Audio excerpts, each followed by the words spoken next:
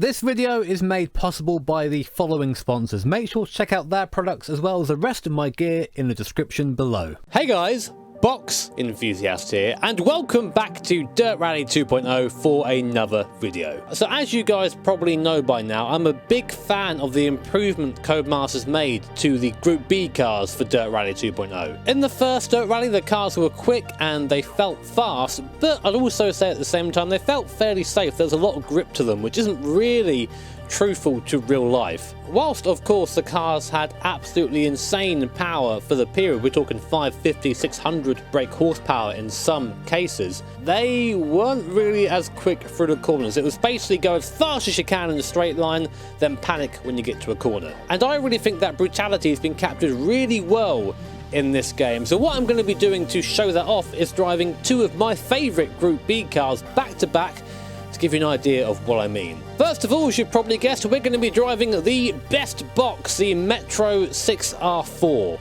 The 6R4 is powered by a 3-litre V6 producing somewhere around 410 brake horsepower, and the important thing to note is this car is naturally aspirated. What that means is that we have a lot more throttle response over the big turbo cars, hopefully meaning the car is somewhat more drivable. Anyway, time to get started and to relive, in some small part anyway, the brutality of Group B. So, start of a stage in our glorious box. What I'm going to do for the first 10 seconds or so is just say nothing and let you enjoy the engine sound of this 6R4. 5, 4, 3, 2, 1, go. 6 left, opens of a crest.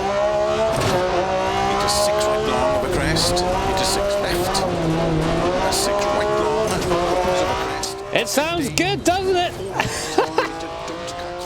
And immediately when you drive this thing, your ears are just filled with that glorious V6 singing away behind you, and it just encourages you to push this thing when really you shouldn't be. Of course, full H-pattern gearbox, just like we're used to before. So, all about making sure your feet are in the right place most of the time. I've run this stage a few times just to get an idea of how it is so I can really start pushing the car through here, but even so, I'm aware at all times this car does not have the best grip in the world. And of course, trying to listen out to the pace notes, even though I kind of know the stage is very difficult with the engine noise and me speaking over it. I'm my own worst enemy in this case, but still second up my PB, which is nice. Easy through here. Whenever you hit that loud pedal, the car is just propelled forward, and as I said, because it's a V6, oh, clutch there somewhere, Jimmy, because it's a naturally aspirated V6, it just kind of pulls straight away. It still has its own,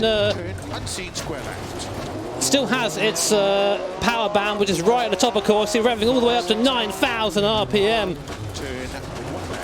Try and get the revs up before we get out of the corner so the car pulls away. Doesn't really respond very well at the bottom. In that case, it is actually a bit like a turbo car. But of course, big RPM, it just revs forever and ever. And it just feels like it just has so much to give. What's this, but okay.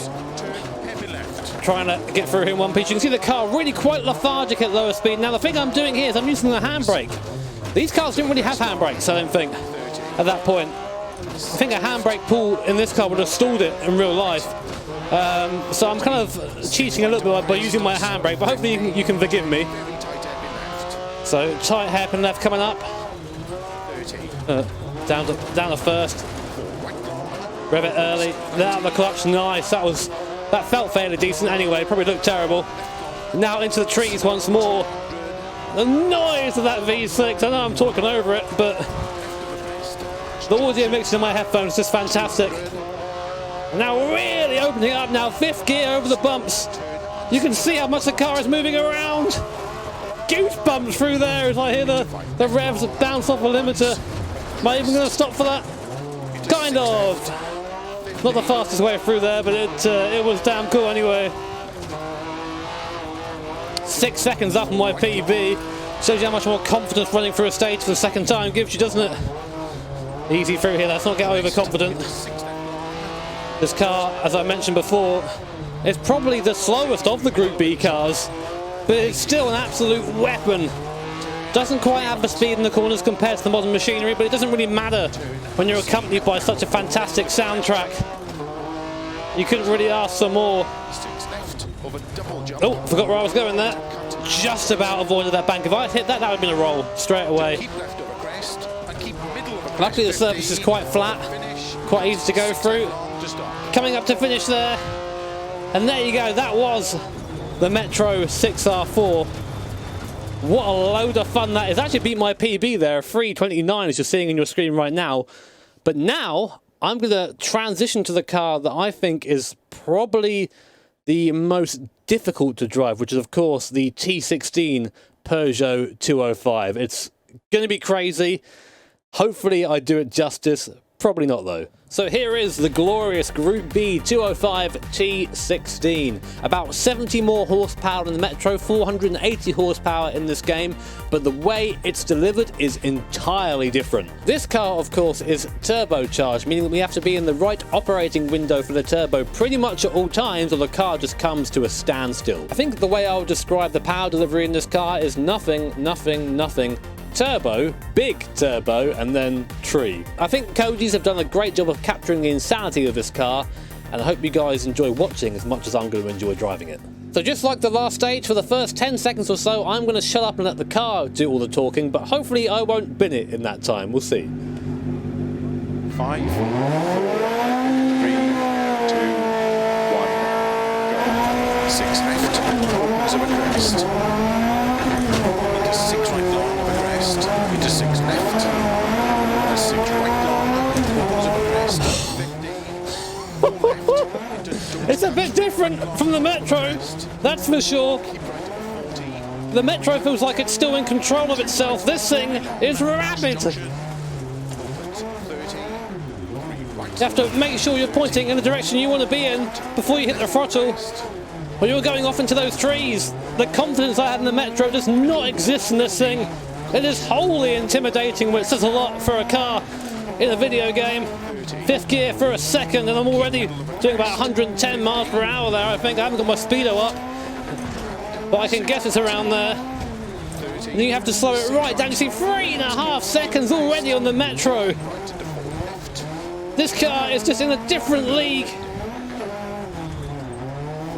You have to just focus when you're driving it. I'm in 5th. I should be in 4th gear there for the turbo, but I don't want to let it go. I don't want to let it start boosting again. Again, no handbrake in this car rolled off, I don't think, but it's in real life.